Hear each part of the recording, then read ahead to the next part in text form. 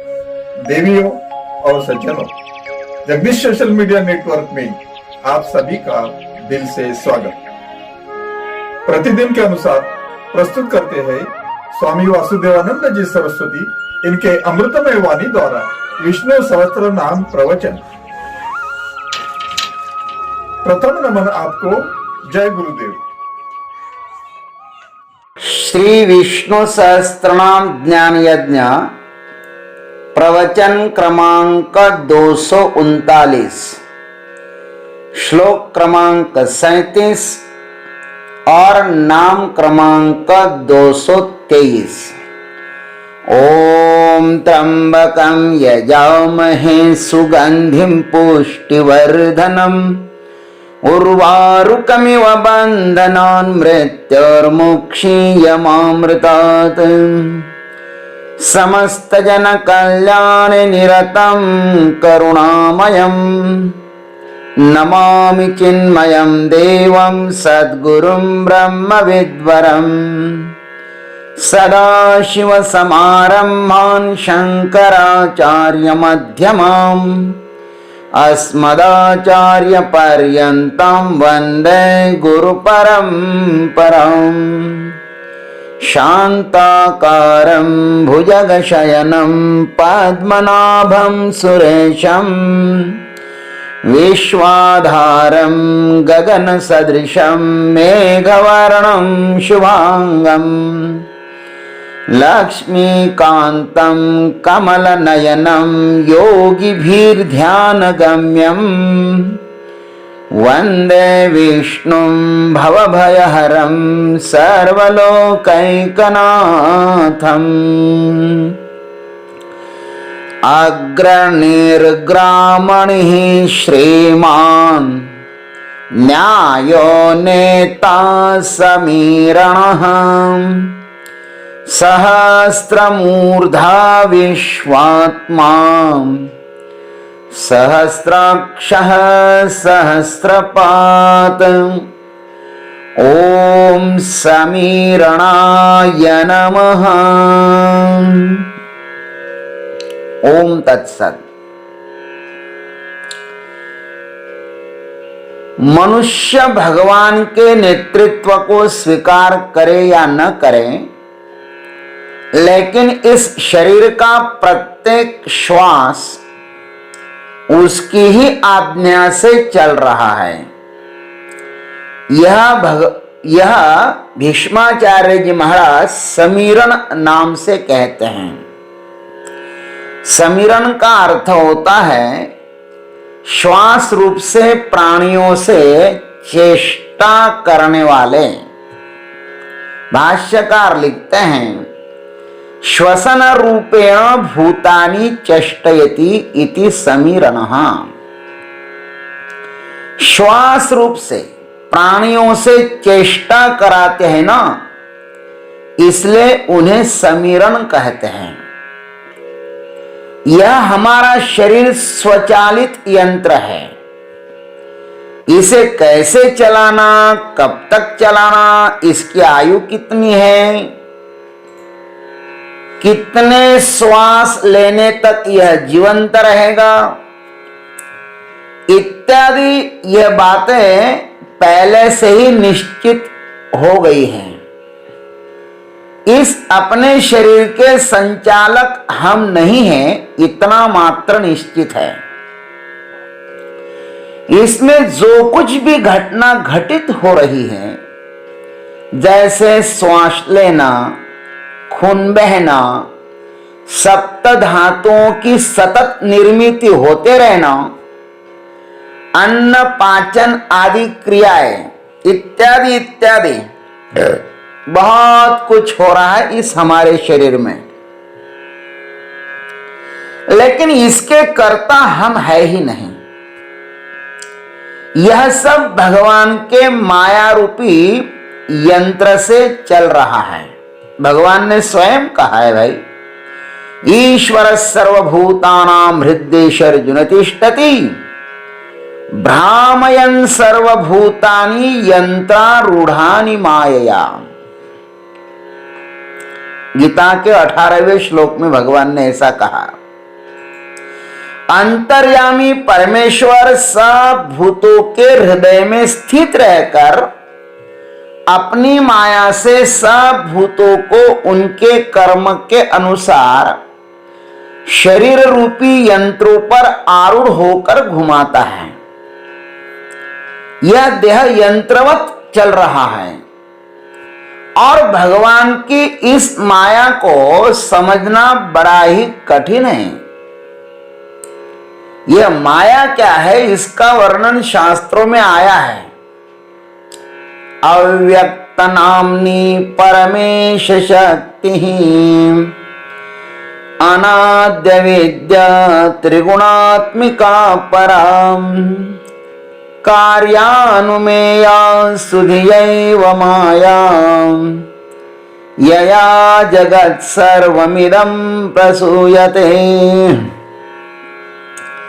इसको अव्यक्त कहते हैं। ये परमेश्वर की शक्ति है, अनादि है। अविद्या कहते हैं इसको, त्रिगुणात्मिका माया कहते हैं इसको। बुद्धिमान लोग जो है ना, कार्य से उसका अनुमान करते हैं। इतना सारा अघटित घटना ये संसार बनाया है, तो बनाने वाला कैसा होगा? ये समस्त जगत को उत्पन्न करती है। इस प्रकार की माया से पार होना तो बहुत ही कठिन है मेरे भाई। अतः सब कुछ यह क्षुद्र अहंकार आदि विकारों को छोड़कर भगवान के नेतृत्व में जीवन जीने में ही अपना परम कर्तव्य है। अहंकार को छोड़ दो। यह समीरण नाम, नेतृत्व नाम का ही अनुकरण करना चाहिए। भगवान का यह समीरण नाम बहुत सुंदर है, इसका अनुकरण करो। सब उसी की सत्ता से ही हो रहा है। हमारा प्रत्येक श्वास वह चला रहा है। एक दिन वह भी आएगा जिस दिन यह श्वास रुक जाएगा। उस समय इस सुंदरतम देह की क्या स्थिति होती है, यह मोह मुद्गर नामक स्तोत्र में आचार्य कहते हैं। यावत् पवनो निवसति देहे तावत् पृच्छति कुशलं गेहे गतवति वायौ देहापाये भार्या बिभ्यति तस्मिन् काये। इस देह को लेकर यह नादान जीव इतना मदोन्मस्त हुआ था कि उसने क्षुद्र अहंकार के कारण आजीवन किसी की भी नहीं मानी। अरे भाई, भगवान का भी उसने तिरस्कार किया।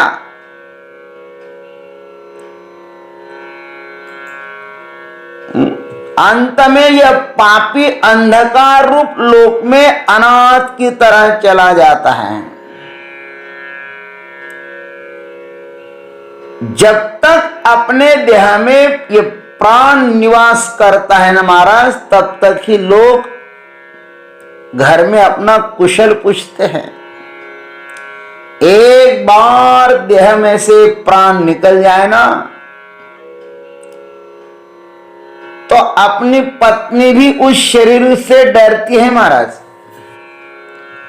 जिस घर में किसी की मौत हो जाती है ना, जिस स्थान पर, लोग उस स्थान पर जाने के लिए भी डरते हैं, कहीं भूत ना आ जाए। और जब तक उस शरीर में प्राण रहता है, तब तक कितनी उस शरीर की प्रशंसा करते हैं।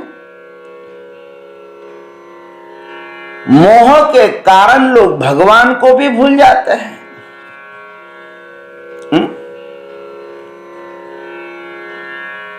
अरे भाई,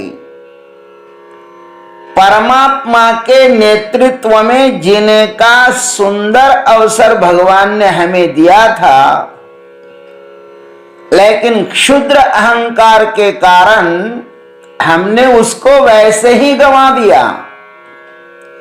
जैसे कोई अभागा घर में आई हुई कामधेनु को डंडा हाथ में लेकर भगा देता है, अथवा कोई दुर्दैवी व्यक्ति चिंतामणि को साधारण पत्थर समझकर उसे नदी में फेंक देता है। सुंदर देह मिला, लेकिन खाया पिया सुख से सोया, भगवान का सिमरन नहीं किया, क्या उपयोग है फिर? इस सुंदर देह भी मिले तो। अतः समीरन नाम का स्मरण, समीरन नाम का जो परमात्मा है ना, उसका स्मरण प्रत्येक श्वास के साथ होना चाहिए।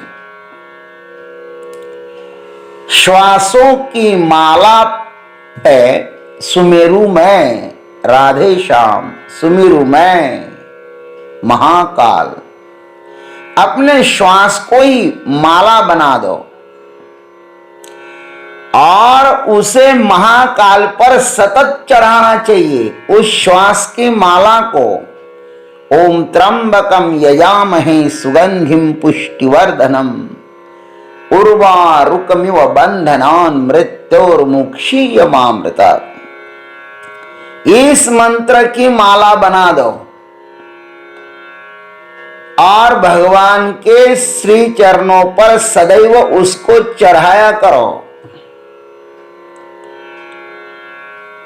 इस मंत्र का जाप करने का फल तो बहुत ही सुंदर है।